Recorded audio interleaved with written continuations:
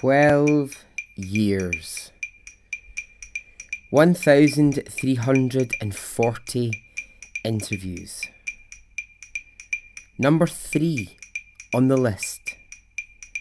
$3 million, 400 police officers, 3 continents, and an age difference of 27 years. Welcome to Extraordinary Stories podcast.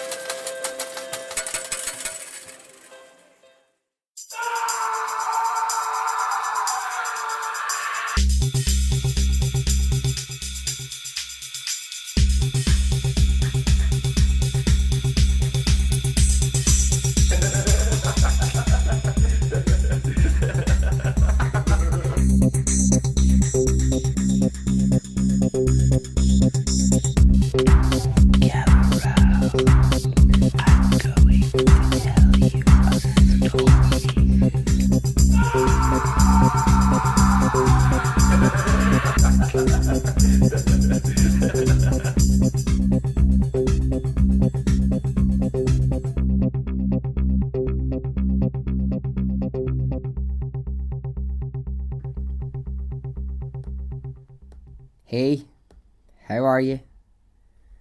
Are you well? Are you good? I am. Welcome to the third Short Stories episode, so the midweek episode of Extraordinary Stories podcast, where I tell you a story in a slightly smaller form than the weekend episode. So, big response to last Sunday's episode, the newly titled What's the Fuck? By those who listened and who liked it. If you missed it, go back. It's very strange. It's a very weird story I told. So, podcast shoutouts. This week, the shoutouts go to Bonnie Jowett, Sarah in York, hello, Alex Kirk for the wonderful review of the podcast that you did. Thank you so much, Alex. It's so lovely and so kind. Crystal Mack, Molly Anise Law, and Sandra King for being a lovely person and donating to Patreon to support the podcast. Thank you very much. My podcast episode of the week that's worth listening to. It's a podcast I've only recently discovered and I'm now catching up with. It's called the Sexland podcast. And they did a brilliant episode last week on what is micro-cheating. It's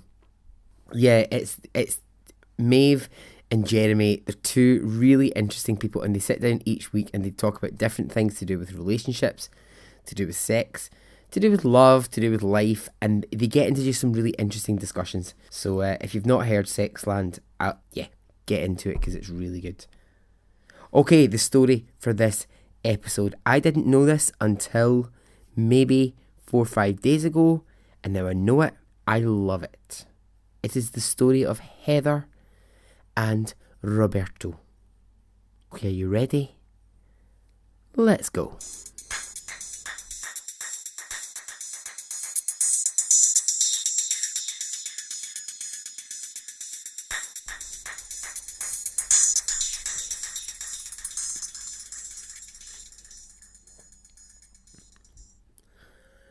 Roberto Solis was born in 1945 and coming from a broken home.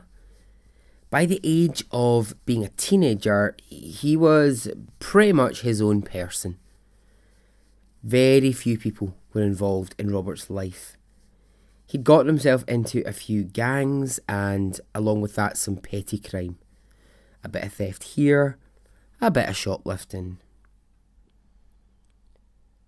So he'd moved around a few different parts of America. He'd lived in a few different places by the age of 24 years old.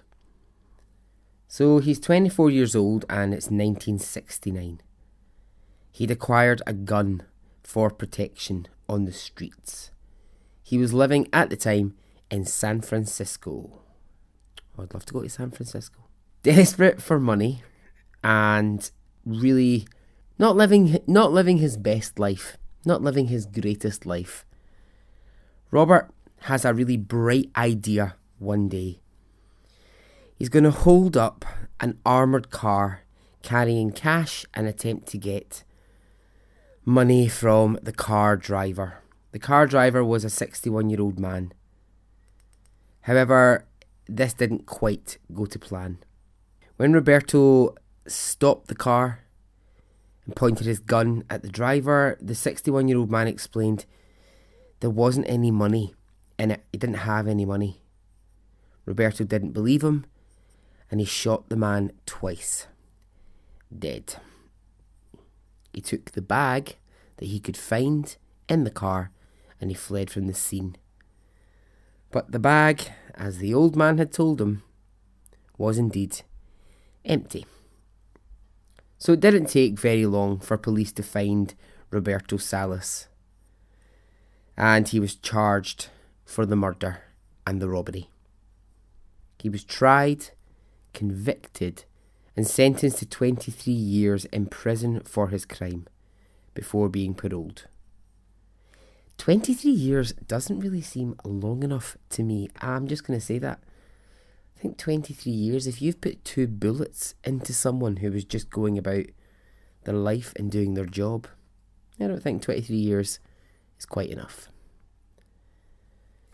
Anyway, Roberto goes to Folsom Prison, where he went on a bit of an interesting prison journey here. He started to operate under a different name. He was now Pancho Aguila, and he took to writing poetry under this name whilst in jail. So, I tried really hard to get hold of the poetry of Pancho Aguila, but it's really hard to find. You can buy it on Amazon, but I just couldn't actually find like a copy of it without actually having to go and buy the book. I couldn't really find it because I wanted to maybe read you a bit of poetry on this episode, but yeah, he wrote poems with titles like The Dark Smoke, Hijacked, Life Through My Eyes. I think a lot of dramatic prison poetry. So now time passes, his sentence is up, so he gets out. Roberto, aka Pancho, starts to go by a different name. This one's the best. He goes by Julius Suave. Hi. Hi, I'm Julius. Julius Suave. So, I mean, despite his 23 years in prison, Roberto stroke Pancho stroke Julius, I mean, seriously, this guy actually has 21 different aliases. So, we're just going to know him as Roberto. We're just going to call him Roberto because I cannot go through these 21 names. It'll just end up so confusing. So he's out. Has he learned anything from the error of his ways? No. Despite his time in prison, he immediately began planning straight away a massive heist upon his release. And this time he's sure it won't fail. He will not be caught again. And this is how he goes about it. He decides he's not going to work alone this time. So when he meets a 20-year-old woman by the name of Heather Tall Chief, he thinks, wonderful. I found the exact person I need to help me.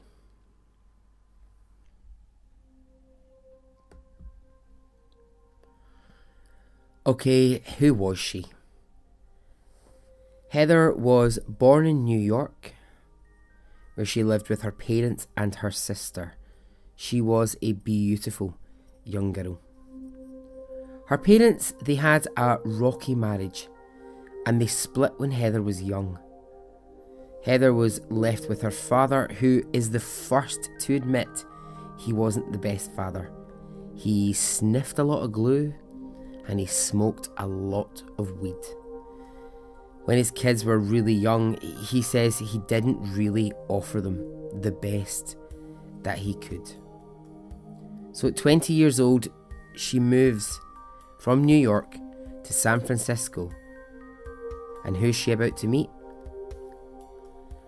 Roberto.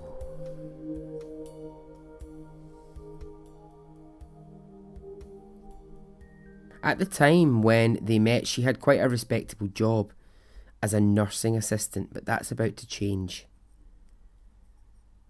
What gets described here is that Roberto seduced the 20-year-old Heather and they began a relationship. It's been quoted as their relationship involved sex magic, whatever that phrase might mean. And that Heather was promised a life of wealth and riches. And that Roberto would get them out of San Francisco and take them to a life of luxury. Heather liked the idea. It was sexy. It was fun. Now Roberto had a plan for Heather and it went like this. She would gain employment as a member of the security team who worked for one of the major casinos in Las Vegas. Once securely in a job, they would use her position to pull off a major heist. Heather agreed and they moved to Las Vegas. They rented a warehouse space and they spent their time putting together their fake life stories and planning the robbery. So after a few months, it had all gone to plan. Heather had managed to get herself a job as a security driver for a firm who looked after the money in the Circus Hotel and Casino, a venue which had a really large turnover of cash. Now, I'm pretty sure you might know how these things work, but if not, here's a bit of quick clarification. A truck with 3 security staff would drive to the casinos. They would deliver cash and that cash would be taken from the back of the van. So 2 of the team would go inside to deliver the cash and they would leave the driver alone for a short time, a really short window of time, mostly just a sort of 2-minute window. It was in this 2-minute window of time that Heather Roberto had intended to pull off the job. The trucks that Heather was driving would sometimes be carrying up to $4-5 million in cash in the back of them. Oh, wowzers. What an amount of money. So, let's go to October 1st, 1993, and let's see what happens.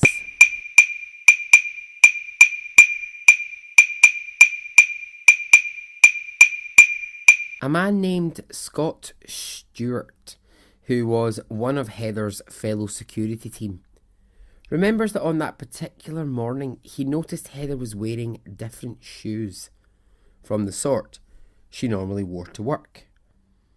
He said they were almost like a dress shoe, not normal work shoes, but otherwise she seemed her happy and normal self. He's asked, was there anything else odd on that day? Any suspicious signs? And he says no, nothing. So Scott and fellow security guard, they stop at the Circus Hotel and Casino. Heather's in the driving seat and they take large amounts of cash from the back of the truck. They go inside and they tell Heather they'll only be 2 minutes delivering this. They get back outside after delivering the cash and the truck isn't there. They begin to worry. This really wasn't usual. That truck had a large amount of money in it. It had Heather in it, and now it was gone. So after a minute or two of searching around, they decide to call the police. Scott says, "We were beginning to worry that she had been kidnapped. With that amount of money in the back of a truck, anything is possible." As quick as they can, police look at the surveillance footage from where the truck had been. And what they see is not that Heather had been kidnapped, but that she had just driven the truck away of her own accord. So now they're confused. Well, where is this truck? Where is this truck? Where is this money? There is no sign of it. So with the fact that it's missing and the fact that Heather's missing, a huge search begins to happen. They go to Heather's home, and they discover when they get to Heather's home, it's been cleared out. There's not a single item in it of Heather's. Still, they cannot find this truck. So they interview Heather's neighbours, and they start to ask about her and who she lived with, and they're given lots of different names because Roberto Solis worked under aliases. They're hearing all these different names. But when they ask for descriptions of what this man that she lived with looked like, they start to put it together, and they fear the worst. That this might be the work of Roberto Solis. They begin to interview taxi drivers who might remember picking up a couple on that day in a hurry to get somewhere, and by luck, someone does. He says, "Yeah, I remember these two people on that day, a man and a woman. They get into his taxi, and he drops them off at an airport in Denver." Now, airport that they were dropped off at on the day, there were a total of 1,800 flights out of the airport that day. So how in the hell are the police going to track them down, or which flight they had taken? So the police think, well, okay, let's look at chartered flights. They assume correctly the only way that you're going to get large amounts of money through an airport and fly somewhere else, it has to be chartered. It has to have been a chartered flight, and they were right.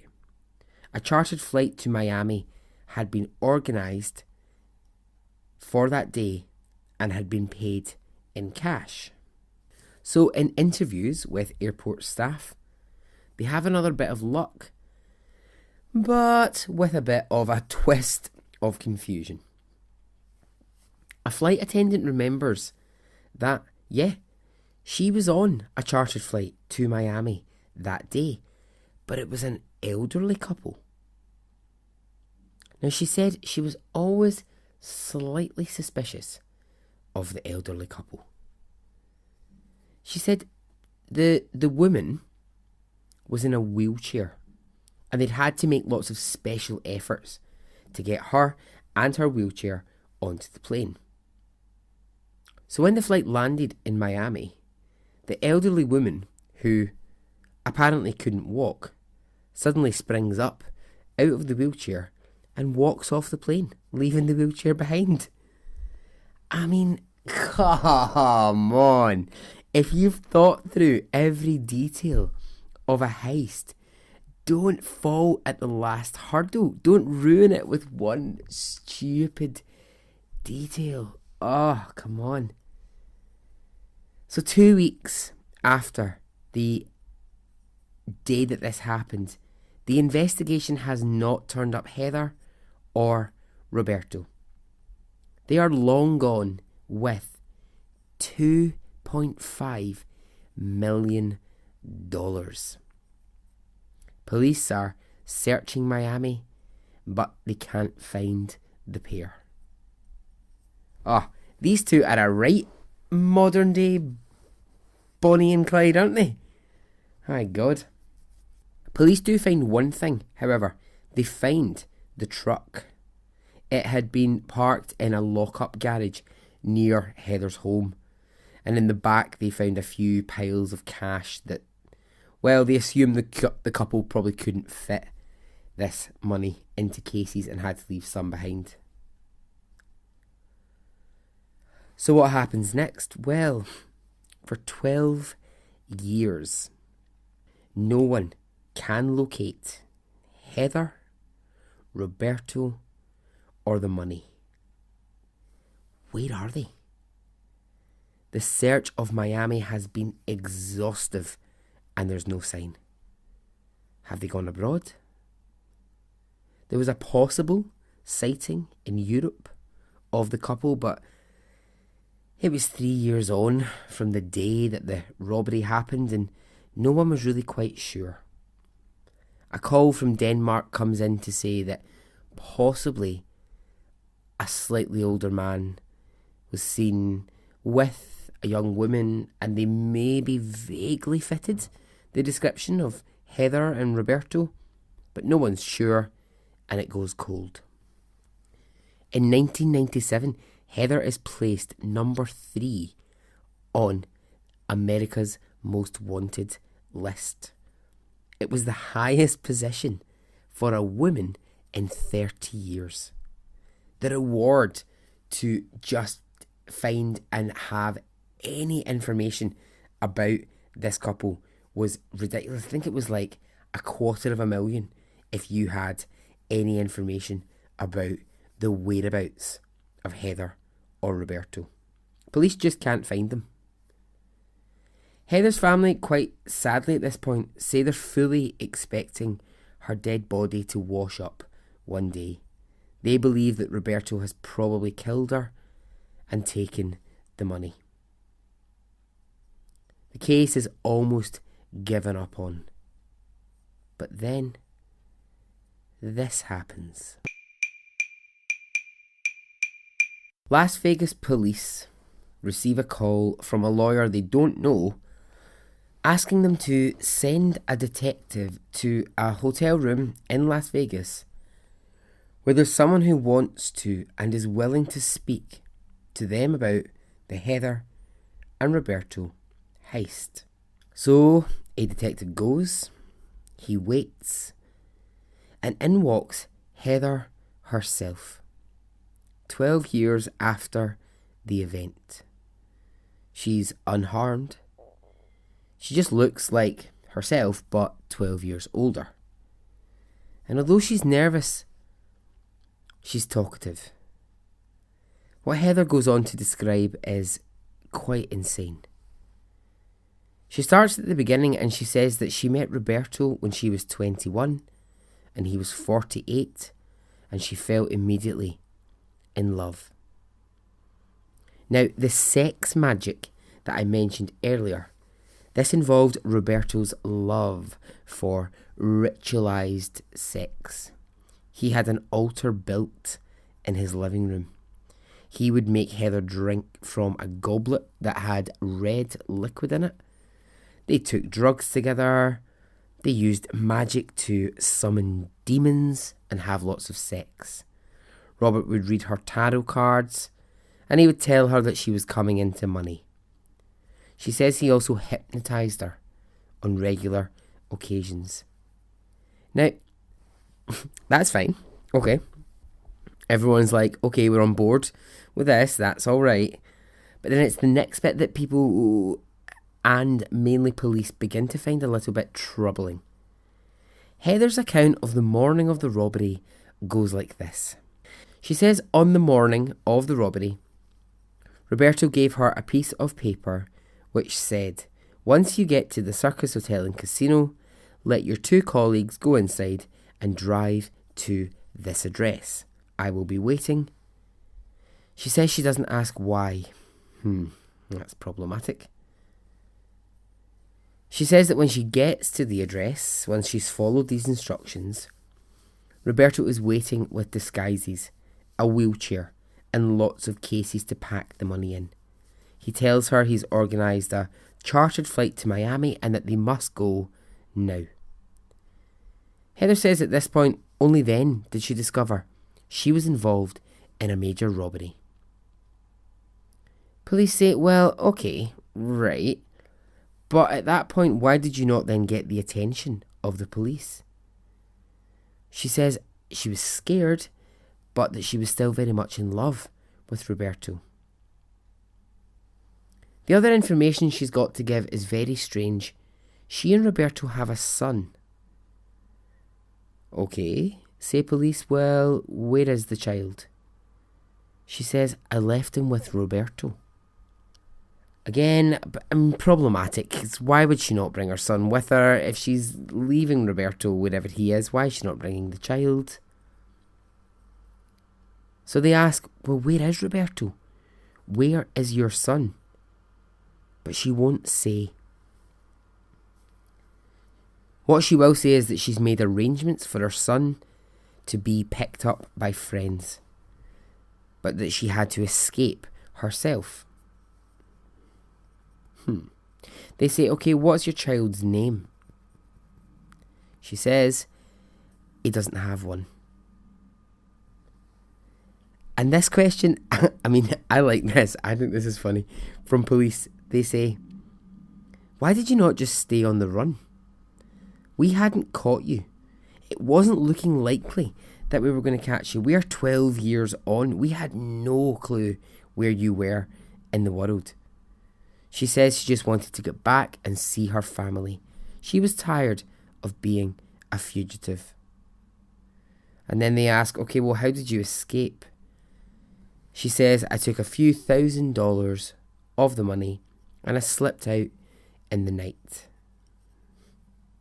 Okay, so where are we now? Well, Heather was charged with 10 different criminal offences. At this moment, she's currently in a Las Vegas prison, but she'll be out shortly. I think when I looked at this, I think she only got something like 4.5 years in prison for that crime, but she has to pay back a large amount of money in damages.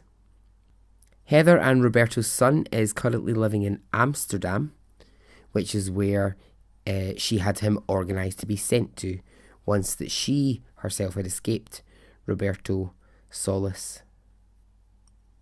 Roberto Solis, where is he now? No one knows. Neither Roberto nor the money have ever been found. And so ends the story of Heather and Roberto.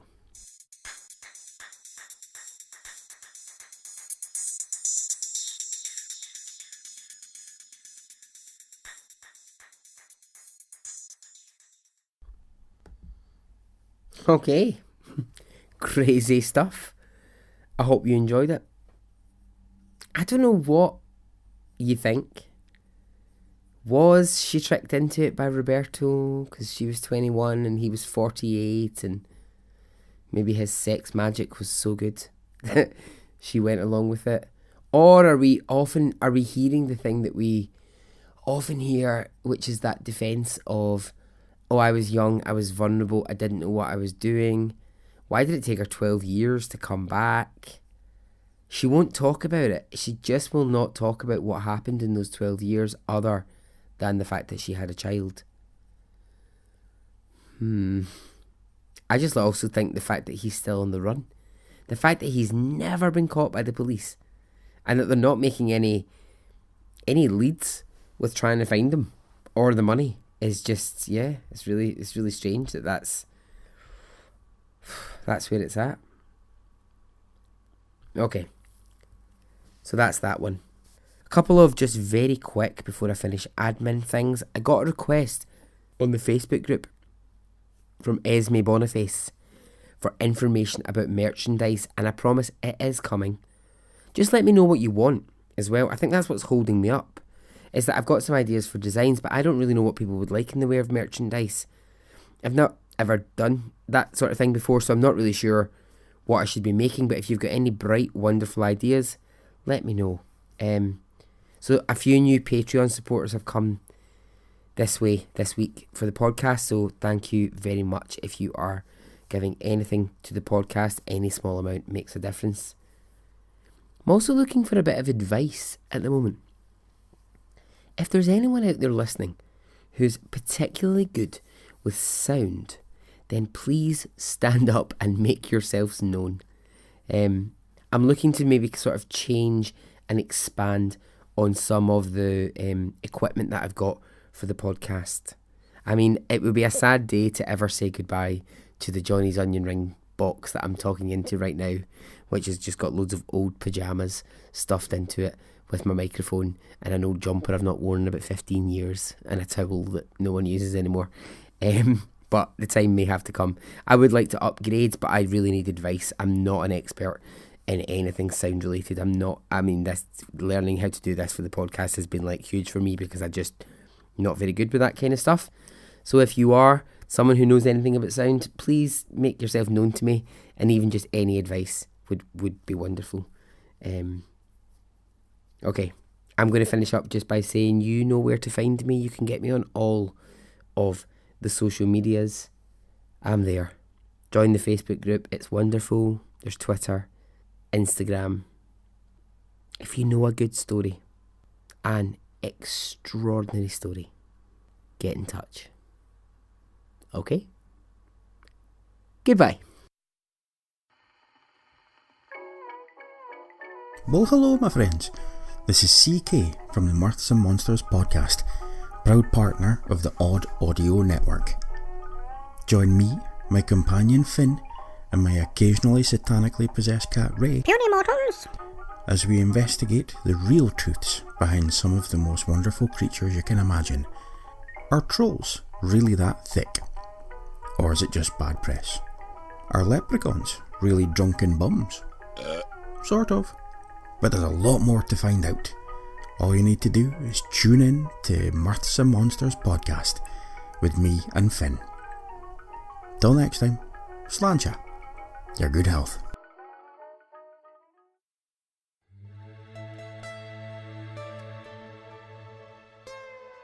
Welcome to the Murder Mile True Crime Podcast. My name is Michael, and each week I shall take you on a guided walk of hundreds of untold, unsolved, and long-forgotten murders, all set within 1 square mile. Proving that, if you dig deep enough, you'll find that on every street, in every city, there's a killer on every corner, death on every doorstep, and homicide in every home. Murder Mile is investigated using original police files and eyewitness testimony, with authentic sounds recorded at the murder location itself, and is accompanied by photos, videos and maps to make you feel like you're actually there. A new episode of the Murder Mile True Crime Podcast is released every Thursday on almost every podcast platform. Thank you. Enjoy your day.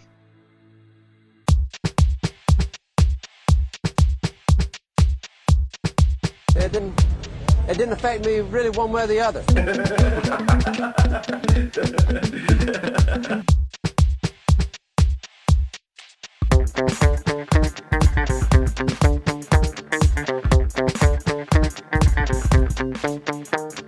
I would imagine from the look on his face,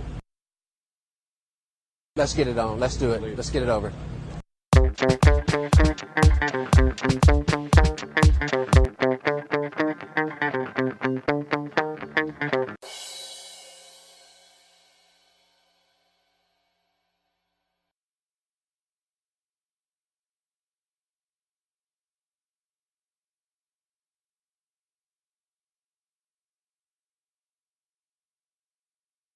Let's get it on. Let's do it. Let's get it over.